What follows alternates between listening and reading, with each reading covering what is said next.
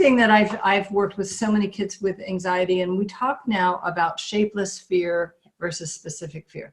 So I often will have a child who's just in their body trembling when they think about asking the teacher a question or asking for help. And we'll talk about that as a shapeless fear because it has no form. And then I'll ask them, well, can you move that to a specific fear? So specifically, what are you afraid might happen?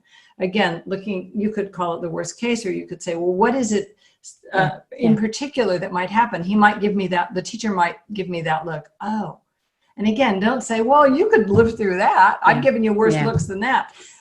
Just, oh, and then what might happen? And what, and do you think that might feel kind of yucky? Have you ever felt yucky when you've lived through it? Because when you remind a child of what they've survived and what they've lived through that might have some resemblance to this thing they're about to go through, then they can, that's more of a cognitive thing that you can do. But and taking on from what you've just said is another one that always keep in mind to help your children just enough.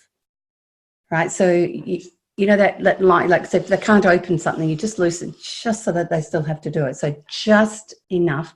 And the second one is we bring the problem, with your child and sit down and go, now, okay, so let's look at what is the problem. Okay, so I'm really anxious about putting my hand up in class, and okay, so all right, so now we've got a problem that you and I can solve. Now notice we do with our child rather than do to our child, because what we're doing is building our capacity in our children to be problem solvers. Right. And then they say, okay, so what can you do? Like plan A.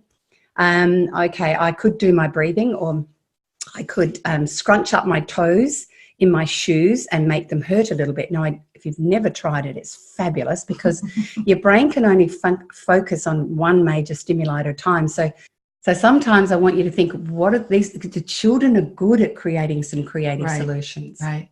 This is why it's so important to keep in mind that we are raising adults. We are not just raising children, and that this child in front of you needs to start learning how to solve problems and come up with solutions to situations rather than just be on the receiving end.